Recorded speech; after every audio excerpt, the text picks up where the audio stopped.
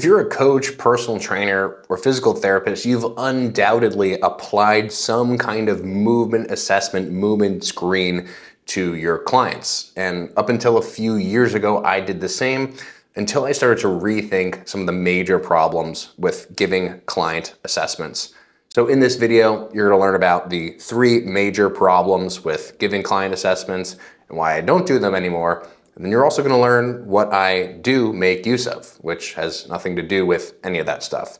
So first of all, what are some of the problems with client assessments? Well, what is a client assessment? A client assessment is basically a scenario in which someone comes in, you meet them for the first time, and you provide them with a laundry list of, to be honest, arbitrary standards, arbitrary physical standards. These are things like, can you do an overhead squat with a PVC pipe? These are things like, can you touch your toes? Can you lift your leg, a certain number of degrees with your knee straight? Can you do a body weight squat?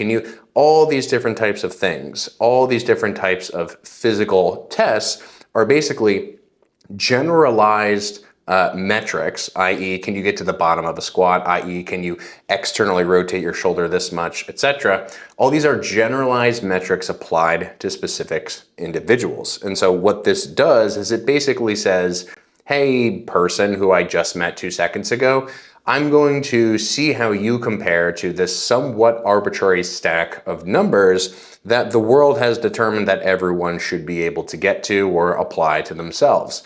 Now, there's an obvious question here, which is, well, Ben, don't we do that in like all of medicine? Like, for instance, take blood pressure.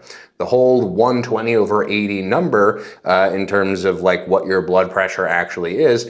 The reason that that is something that we can apply across many, many people is because there's tons and tons of evidence and research to back up such kinds of numbers. And then to say, hey, unless you fall within a sort of standard deviation of this range, we're going to want to get it sort of back to that range. That makes sense to me.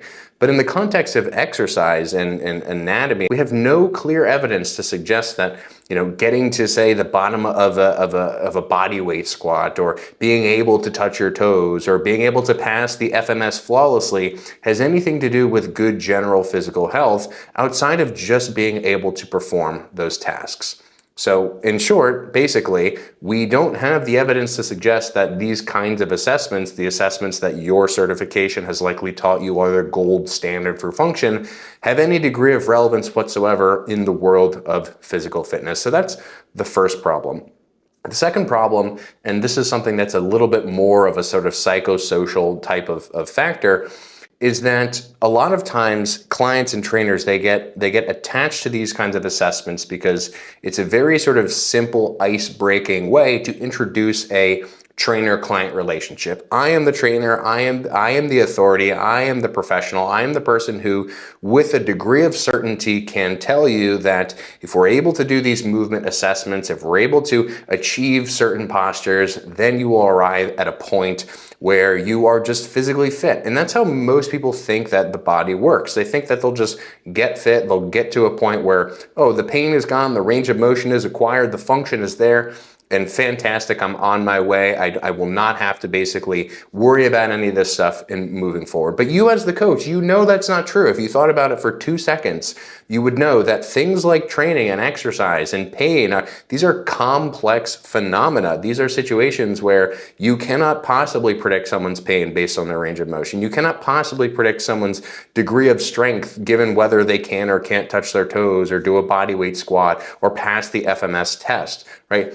This is a situation where early on you are trying to establish some kind of emotional connection, and I actually think in general, the more confident and competent trainers that I know and have coached personally, these are people who become more and more comfortable with expressing uncertainty to their clients, which is to say expressing truth to their clients. These are people who are comfortable saying, hey, I'm not going to throw some arbitrary movement or posture assessment at you because you are an individual and I'm going to treat you as such. Hey, sorry to interrupt. Really, really quickly, are you a personal trainer, strength coach, or physical therapist who wants to take the confusion out of coaching?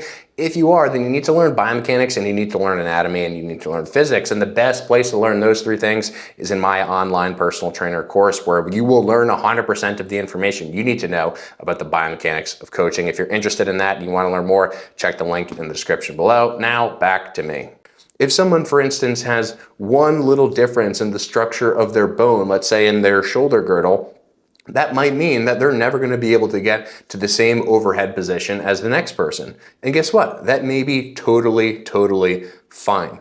We, as people who are interested in fitness and who want to do the best for our clients, right? We're people who are attached to positive outcomes. So it makes sense that we're attached to these assessments.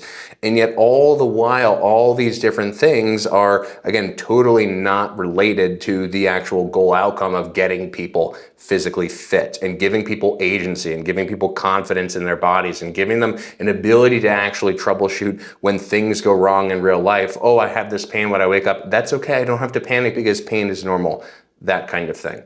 So creating this sort of false illusion of expertise and sort of feigning this absolute confidence, this is another problem with assessments, which is that many people think that if I can get my client to do this assessment, then they won't have this problem, right? That is not the case in a vast majority of situations.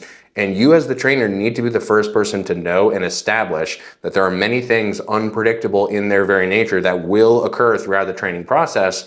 And telling your client that is not showing you, it's not revealing that you don't know something as a trainer. It's actually revealing that you know the fact that you don't know all of the things that you need to be able to help this person, but that you're going to do your very best to figure all those things out along the way. And so the final thing that I'll say about the problem with assessments is that many trainers, and you, the trainer listening, if you're NASA, MACE, whatever it is, you think that like certain postural positions are important to be able to maintain, which I'm not saying in general that they aren't. But a lot of people, they do these assessments on the first sessions, like, oh, let me check your range of motion, ooh. And then, a week later, it's like, it's forgotten about. It's never returned to, it's never reassessed. Maybe some of you are rolling your eyes and saying, no, Ben, I do this reassessment. In which case I would say, why are you doing the reassessment? What are you assessing? Where are you trying to get and why are you trying to get there? If you could be specific about those things, if you're in a very special instance where you're like, oh, this person had a shoulder surgery and they're in the rehab process, and I know from a physiologic perspective there is some relationship between the range of motion and the person's ability to contract the muscle, and you want to improve that because there's a very specific post-op situation you're dealing with, that's one instance. But we're just talking about normal people, right, who are not sort of in general these post-op situations. You need to give these people some kind of belief in their bodies that, hey, they're okay the way they are. They're okay to just start strength training. There is no barrier to entry for normal people to begin strength training, nor should there ever be, even in instances where people are dealing with injuries and pains that are in this sort of normal realm of experiences. We need to give our clients empowerment. We need to teach our clients that they should be confident in their bodies despite what they might feel when they wake up in the morning, this tightness, that tightness. We do not need to further these emotional attachments to these things that people are attached to. All right, so if I think, these different assessments are kind of canned and not very nuanced, what do I do instead? Because I'm kind of presenting a lot of these problems, and I'm sure there are many more that I didn't mention here. But what do I do instead? Well, I take the sort of outlook that every exercise, every set, every rep, every movement that your client creates, that is a part of what we could call the assessment process. This idea that the assessment is to occur in this first little chunk of you meeting this person, and then it never occurs again, right? That's insane to me, right? The assessment is 100% of the 60 minutes that this person spends with you twice a week, 3 times a week, 4 times a week. The assessment is, how do they perform that rep? The assessment is, are they adding more load to this exercise over time? Are they becoming more competent at the skills that we're working on, or are they becoming less competent? Are they moving in the direction of getting stronger, being able to display a sort of more robust degree of physiology, or are they moving in a direction where they're not progressing, they're staying stagnant, they're not gaining confidence in their bodies over time? These are the things that are important to pay attention to, and these are the things that standard canned FMS, list your postural assessment type of thing are not taking into consideration, at least not directly. So every set, every rep of every exercise, that's an assessment. And you being willing to communicate the fact that every rep of every exercise that you do is an assessment is very important, right? You say to the person, hey, listen, I don't know how many reps you're going to do. on this exercise. And I, as the trainer, am comfortable with that. Because guess what? The amount of reps that you do depends on how you do it.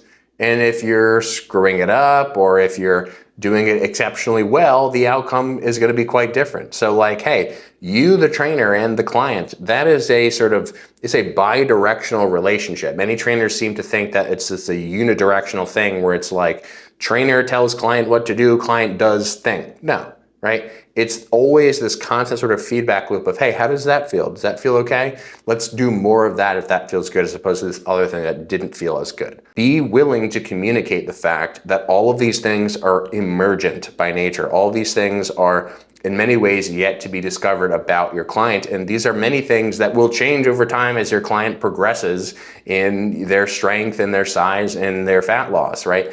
The relationship between the trainer and the client needs to sort of always be this back and forth feedback loop where it's not this, I am up high over here and I'm imparting these assessments on you. It's much more this process of, hey, I have a lot of information in my head. I know a lot of things about the gym and about how to coach and about how to move you in the direction you want to move, but I still need your help. I still need your feedback. That is the honest client-trainer relationship that will actually produce results in the long term.